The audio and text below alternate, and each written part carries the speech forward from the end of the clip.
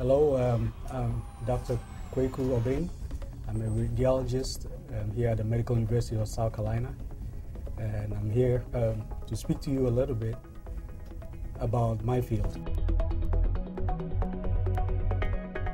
You know, we're here with a neuro-radiologist, and Dr. Obeng, I want you to tell us about the field of neuro-radiology. The field of neuroradiology is a subset or a subspecialty in radiology that uses MRI, CT, ultrasound, mainly CT and MRI, to diagnose diseases of the brain, spine, and peripheral nerves. As most people know, diseases of the nervous system are treated by neurosurgeons and neurologists. The neuroradiologists assist these physicians to make decisions on how to treat certain diseases and also how to make it, help them make a diagnosis. So, for instance, if a patient goes to a neurosurgeon with a headache, and the neurosurgeon, by his clinical exam or his physical exam, determines the patient may have a tumor in his brain, he may send the patient to the neuroradiologist to then obtain either a CAT scan, a short form, CT, also known as a CT scan, to determine if there is such a lesion in the brain.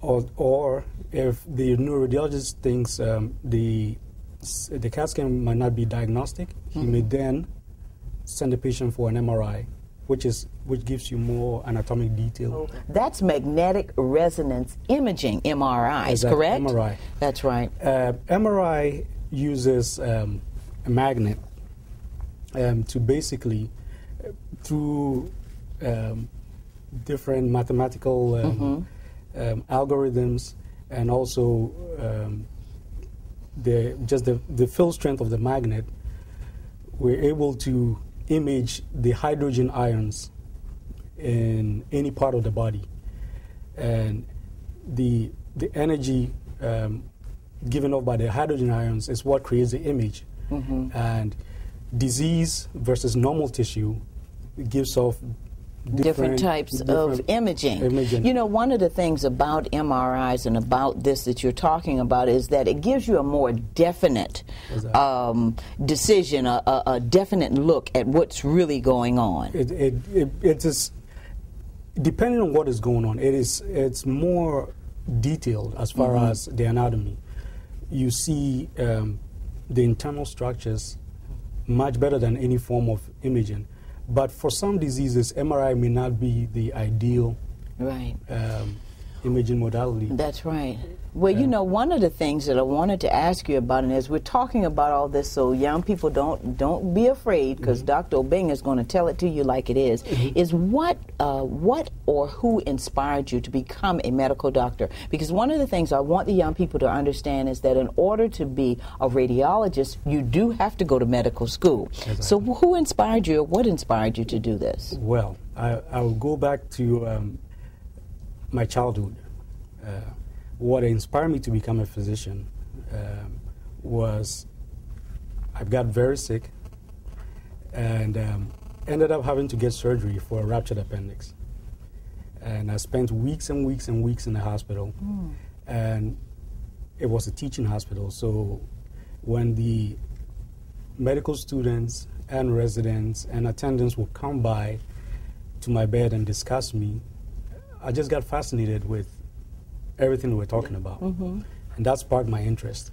Wow. And I was about 7 or 8 at the time. Really? So you have stayed on that track I have stayed on to that become a medical doctor. Exactly. Let's talk about the aspect of being a radiologist and your family, because young people, I keep asking everybody about balancing work and family, and Dr. Obeng, I've been asking all of the health professionals about that, because that's important, because I grew up in a family of 2 physicians. So it's important to talk about work and family and how you actually balance that with your 3 young girls. Well, and your wife? It's been a challenge. It's been very difficult, and I would say I give a lot of kudos to my wife, who takes on the brunt of raising our family and keeping things together. Training, going through medical school, I already had 2 children going through medical school. And medical school requires a lot of concentration on books, a lot of hours of going for lectures, and after lectures going back home and reviewing what you've just learned in school. And it takes a lot of sacrificing of a lot of leisure time to concentrate on your books. But there's always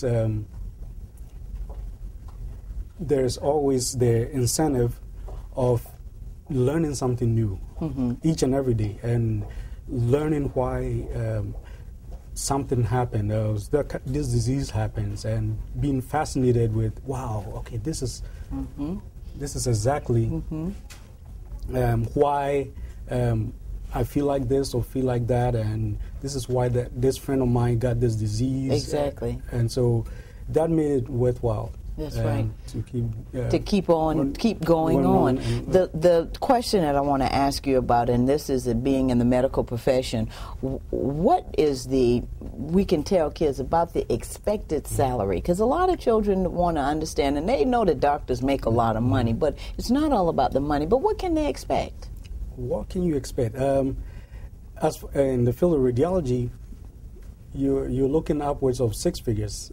Wow. The average radiologist makes well over $200,000. Okay, that's a good thing to know, Dr. Obeng, because I know our young people out there are wondering about, if I spend all these years in school, how is that going to pay off for me financially, and how is it going to pay off for me emotionally? What's so exciting about your position? There are new innovations in radiology. I think this is the best time to be in radiology. Because each and every day, every year, there are new innovations, new MRI machines, new ways of imaging the heart, for instance. Presently here at MUSC, we have a dual head CT machine that can instantaneously take a picture of the heart. Wow. And basically, in the past, it's been hard taking pictures of the heart, because the heart is always in motion and beating. Exactly. But this is a quick CT machine that can actually in seconds take a picture, and you can actually reformat it and look at the heart in different forms, look for blockages or any problems with the heart. That's what you call innovation, new innovative techniques. Exactly. Last question, what advice do you have for our young people that are watching you and may be interested in the field of radiology, not just for the money now? Well, the advice I can give them is have a sense of curiosity. Never stop learning. Constantly ask why. Never stop asking why. And keep an upbeat and personable personality. Medicine needs a lot of that. Also, study hard. Get involved in community service if you can. Make sure you get involved in anything scientific. Read a lot of science and get yourself very interested in science. That's right. Well, Dr. Obeng, it's been a pleasure talking with you today about the field of radiology. And young folks, you heard his message was get involved. And I like what you said about being involved in